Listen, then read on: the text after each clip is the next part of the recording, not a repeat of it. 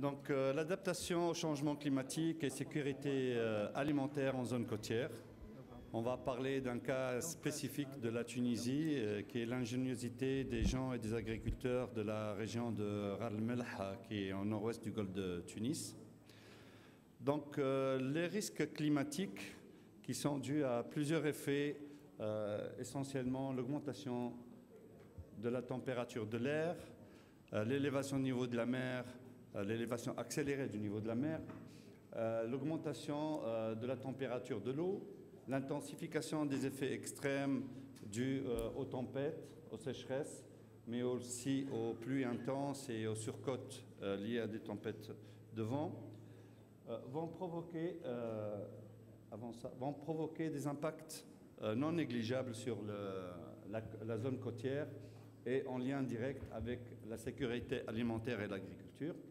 Et c'est essentiellement des impacts liés à la perte de fertilité des sols, baisse des rendements, dégradation des écosystèmes côtiers, aussi des écosystèmes marins, mais surtout la baisse des revenus des agriculteurs et la fragilisation sociale des exploitants agricoles au niveau de ces zones. Les besoins en eau qui augmenteront donc avec cette intrusion saline due à l'élévation du niveau de la mer posera beaucoup plus de difficultés et on aura plus de phénomènes d'intensification des phénomènes d'érosion.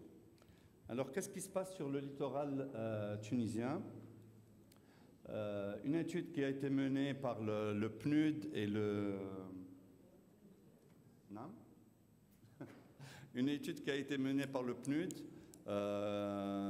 avec l'APAL, l'Agence de protection et l'aménagement du littoral, a pu ressortir quand même que 44% du littoral tunisien est considéré comme vulnérable, fortement vulnérable au phénomène de submersion si les scénarios climatiques s'avèrent corrects. D'ici 2100, on aurait quand même une perte d'environ 160 000 hectares de zones submersibles, de terre basse au niveau des côtes, et dont une grande partie est constituée de terrains agricoles au niveau de cette zone côtière.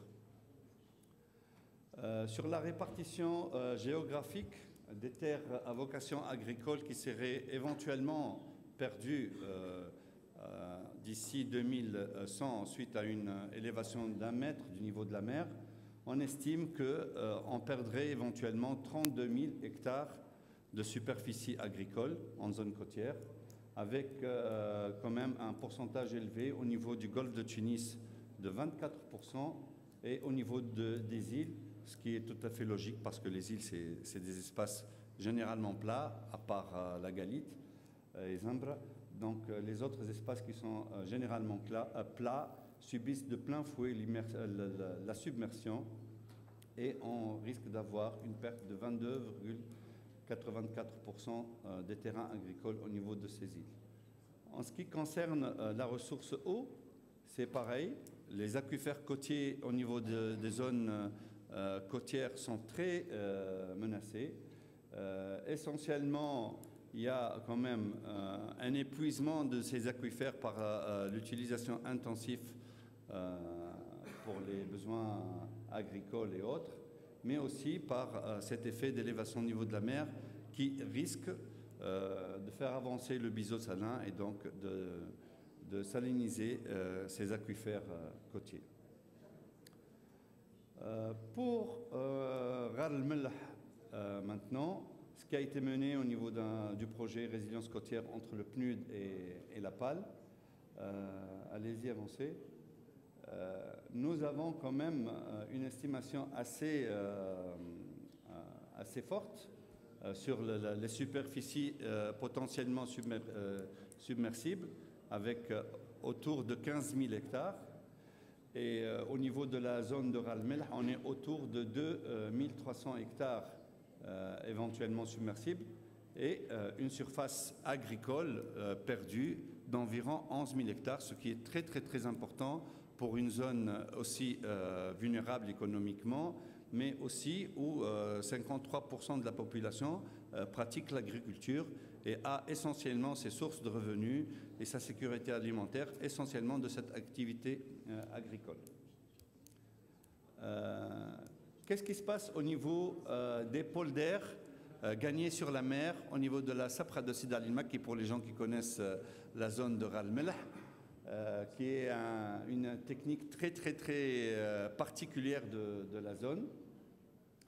On a une estimation d'une élévation de la salinité des aquifères au niveau de cette zone à l'horizon 2100 de 90%, un rendement de maraîchage qui sera très faible, proche carrément du zéro, si on arrive si on continue à exploiter les aquifères d'une manière intelligente, et si on arrive à cette salinité de 6 grammes par litre à l'horizon 2100, c'est très risqué pour cette zone. Les 1600 hectares qu'on va perdre constituent quand même une perte économique de l'ordre de 6 millions plus que 6 millions de dinars par an. C'est une estimation de perte assez consistante pour la zone. De même pour les ressources en eau. Les revenus, il y a une vingtaine de familles, mais beaucoup plus parce que chaque famille compte plusieurs membres qui exploitent ces parcelles au niveau de la Sabra de Sidi Al Makki, la zone de Ras El Melh. On aura une estimation d'une perte de sources de revenus pour une vingtaine de familles avec 1,6 million de dinars de pertes. Alors nos ancêtres, les gens qui habitaient la zone de Ras El Melh, pressentaient ou se sont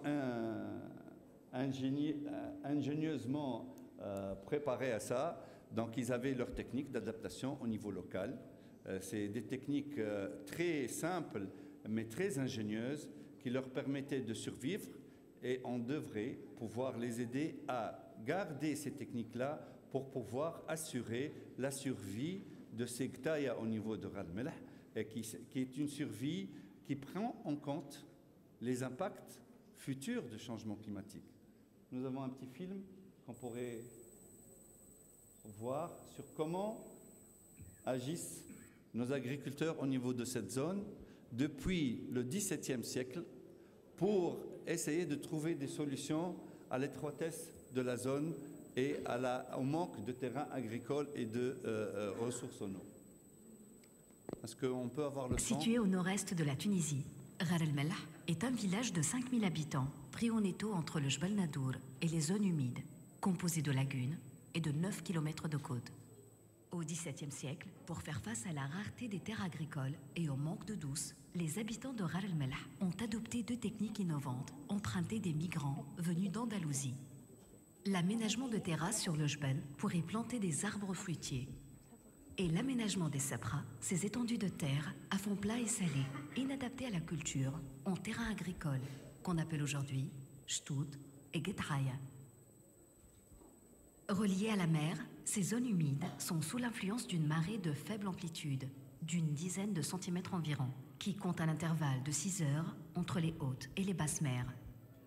Les terrains gagnés sur les sabras sont appelés polders et sont constitués d'une couche de terre d'une trentaine de centimètres de haut qu'on apporte des piémonts des djebels et qu'on pose sur le fond des sabras. Afin de protéger ces polders en construction, ces plateformes de terre sont protégées par des murets en pierre. La terre est par la suite recouverte de sable prélevé des dunes voisines et de fumier de bovins. Ce substrat supportera les cultures durant toute l'année. Chaque année, et pour compenser les effets du vent, de petits apports en sable viennent remplacer le sable emporté. Et après chaque cycle de culture, le sable est de nouveau enrichi de fumier. Pour protéger les cultures contre les vents secs et chauds du sud, des barrières construites à partir de cannes et de roseaux sont installées avec un espacement régulier d'environ 4 mètres. Ces parcelles sont par la suite mises en culture sans aucun apport d'eau supplémentaire. La fine lame d'eau douce qui s'est accumulée grâce aux pluies et qui flotte au-dessus de l'eau salée suffit à irriguer les plantules puis les plantes jusqu'à maturité. Ceci est favorisé par le battement des marées, dont les effets se font également ressentir dans le sol par capillarité. Cette culture en ramli permet une excellente productivité de pommes de terre, d'oignons, de fèves, de haricots, de pastèques et de melons, et donne aux produits de la région une identité spécifique et une saveur exceptionnelle. Voilà, c'était pour vous montrer quand même une ingéniosité remarquable d'agriculteurs depuis le XVIIe siècle qui survivent, qui arrivent à assurer leur sécurité alimentaire à partir de techniques simples mais très intelligentes qui prennent en compte ces conditions difficiles et ces changements climatiques perceptibles actuellement. Bien sûr, il faudrait que شيف فاضل la بكار phase suivante- هو مهم جدا المداخلة لكن بكل لطف كان تنجم توصل C'est la الإجابة. dernière. أوكي شكرا. Les balles. La suivante.